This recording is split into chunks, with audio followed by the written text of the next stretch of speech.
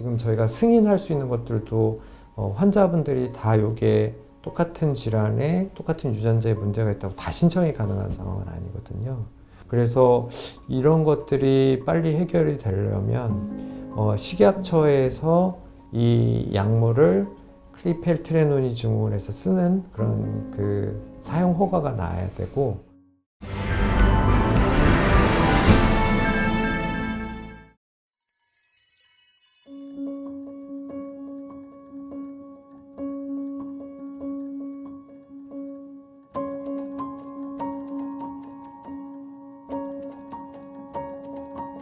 이 클리펠트레논이라는 증후군, 클리펠트레논이 증후군이라는 질환인데요.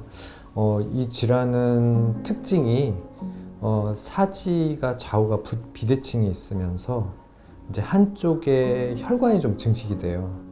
그래서 이제 피부가 약간 이제 혈관종처럼 뻘겋게 보이는 부분이 있고, 또 정맥도 이렇게 좀 도드라나 있는 피부에 이렇게 혈관들도 보이고, 그런 증상이 있을 때 우리가 클리펠트레논이 증후군이라고 합니다.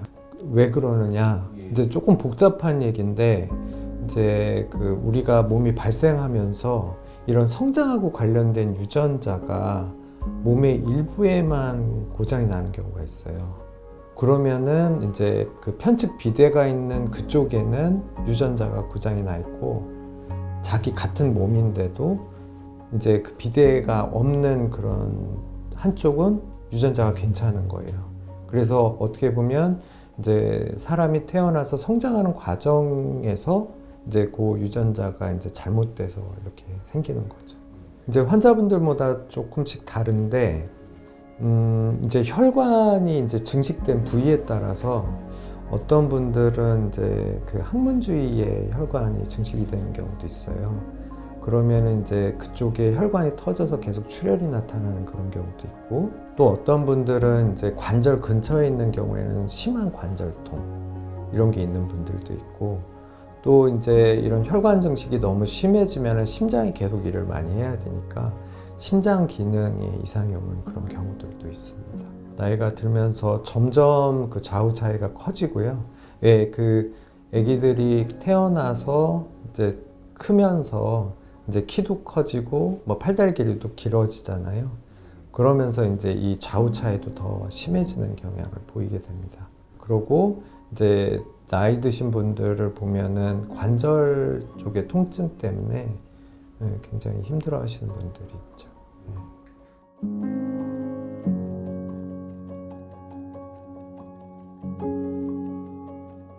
PIK3CA라는 이제 물질이 있는데, 그 물질은 세포의 신호 전달 체계를 매개하는 그런 물질이에요. 그래서 그 물질에 유전자 문제가 생기면 이게 좀 특이한 현상이 생기는데, 이 물질이 기능이 올라가게 돼요. 기능 항진이 생기면 이제 그것 때문에 이제 여러 신호들이 이제 과도하게 활성화가 되는데, 그 신호들 때문에 이제 세포도 증식하게 되고 혈관도 증식하게 되고, 그래서 몸의 일부가 이렇게 비대해지는 그런 현상이 일어나게 됩니다. 온몸에 생기는 질환이 아니고 몸의 일부에만 성장하면서 이렇게 그 편측계 비대가 생기는 거기 때문에, 그 비대된 그 부분에서 특히 이런 그 와인 색깔의 그런 반점이 있거나 이런 혈관종이 있는 그런 부분에서 조직을 떼서 거기서 유전자 검사를 해야 저희가 진단을 할 수가 있어요.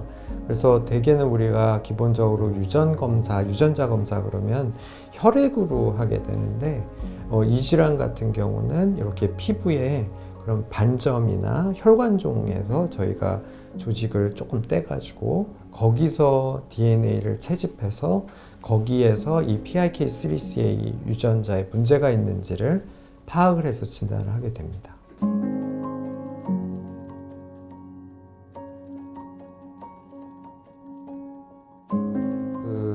태어나서부터 이제 조금씩 보이다가 이제 점점점 심해지는 그런 질환이거든요. 근데 이제 나이가 들수록 좌우 차이도 커지고 이런 편측 비대 같은 현상도 더 심해지고 그러기 때문에, 이게 또 어떤 환자분들은 뼈 길이 차이도 있고 그래요. 좌우 뼈 길이 차이도.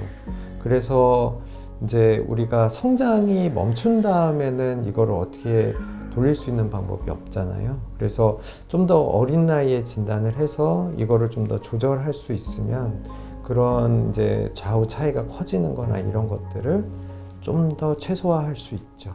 일단 뭐 이제 근본적인 치료제가 나오기 전에는 뭐 사지 길이가 너무 차이 난다 그러면은 이 사지 길이가 더 커진 부분 같은 경우에 성장 뭐 정형외과 같은 곳에서 수술을 이제 성장판을 약간 잡아주는 그런 수술도 하시더라고요. 좀 더 작은 쪽이 좀 더 크는 동안 지금 비대해진 쪽은 약간 이제 성장을 잡아주는, 그래서 이렇게 다리 길이를 맞춰준다든지 이런 수술 같은 거를 할 수가 있죠. 예.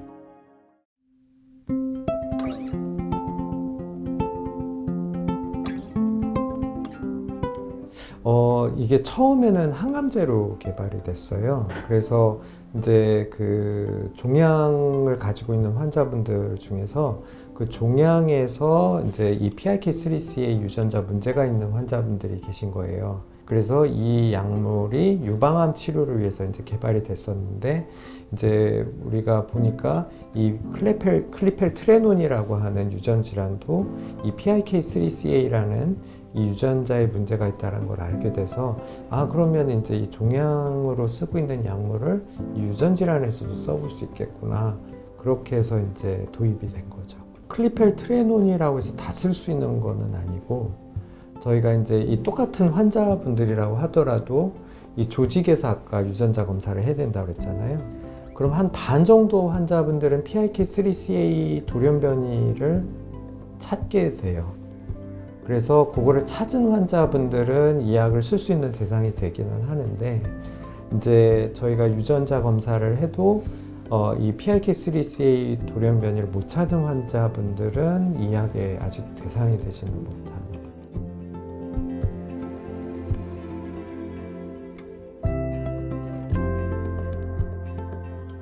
대부분 이런 희귀약물 같은 경우에 전 세계적으로 환자 수가 너무 적다 보니까 이제 이런 개발하는 회사에서도 그런 위험도를 다 감수하면서 이제 개발을 하는 거거든요.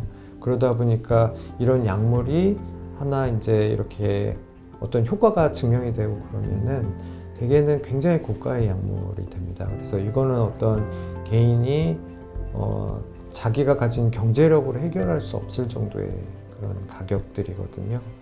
그래서 이런 경우는 뭐 지금 다른 선진국들도 그렇고 이런 의료 보장 시스템을 통해서 그렇게 해서 이제 다 치료를 받게 됩니다. 지금 저희가 승인할 수 있는 것들도 환자분들이 다 이게 똑같은 질환에 똑같은 유전자에 문제가 있다고 다 신청이 가능한 상황은 아니거든요. 그래서 이런 것들이 빨리 해결이 되려면 식약처에서 이 약물을 클리펠트레논이 증후군에서 쓰는 그런 그 사용 허가가 나야 되고, 그 다음에 이제 필요한 거는 이게 이제 의료 급여화가 진행이 돼야 되거든요. 그래서 이제 의료 급여를 통해서 이 환자분들이 어떤 경제적인 부담이나 이런 것이 큰 문제가 안 되는 상황으로 치료를 받을 수 있게 하는 것이 가장 이상적인 상황이라고 말씀드릴 수 있겠습니다.